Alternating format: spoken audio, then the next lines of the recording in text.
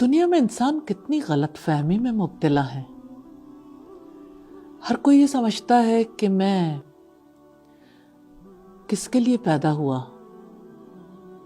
ایک ماں یہ کہتی ہے کہ میں اپنے بچوں کے لیے زندہ ہوں، کوئی اپنے شوہر کے لیے زندہ ہے، کوئی اپنے کسی اور پیارے کے لیے زندہ ہے، کوئی رزق کمانے کے لیے، کوئی دنیا میں مقام بنانے کے لیے۔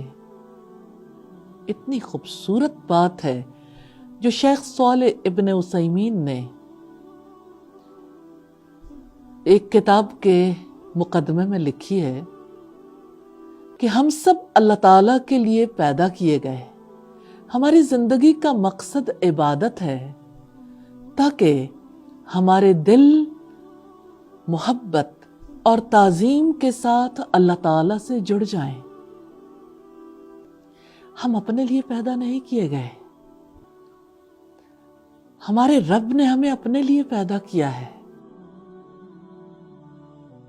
اور ہم اس کی عبادت کے لیے پیدا کیے گئے۔ نماز عبادت کی ایک صورت ہے۔ جن کو نماز کی حقیقت سمجھ آ جاتی ہے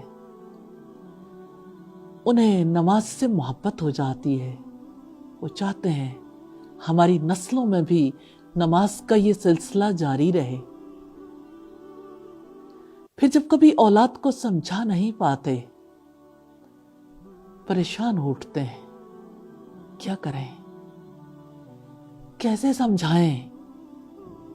نماز ہماری ضرورت ہے، نماز ہماری زندگی کے مقصد کو پورا کرتی ہے۔ ہمارے رب نے فرمایا اقیم الصلاۃ لذکری، میری یاد کے لیے نماز قائم کرو۔ جو اپنے رب کو یاد کرنا چاہتا ہے، نماز اس کی بہترین صورت ہے۔ تو وہ جو اپنے رب کو بھول گئے، ان کو رب کی یاد کیسے دلائیں؟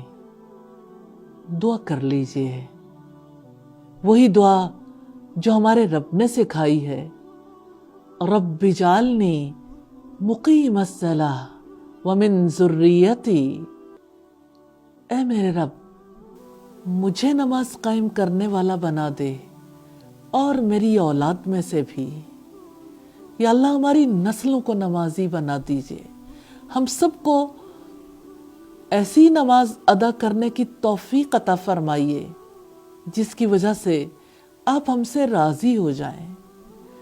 یا اللہ نماز کو ہماری آنکھوں کی ٹھنڈک بنا دیجئے، یا اللہ نماز کو ہمارے لیے دلیل بنا دیجئے۔ ایک دعا جسے آپ اپنی دعاؤں میں شامل کیے ہوئے ہیں، اب کوششلی اپنے بچوں کے لیے، ان کی نمازوں کے لیے دعا کرنے کے لیے اس دعا کو بھی شامل کر لیجئے۔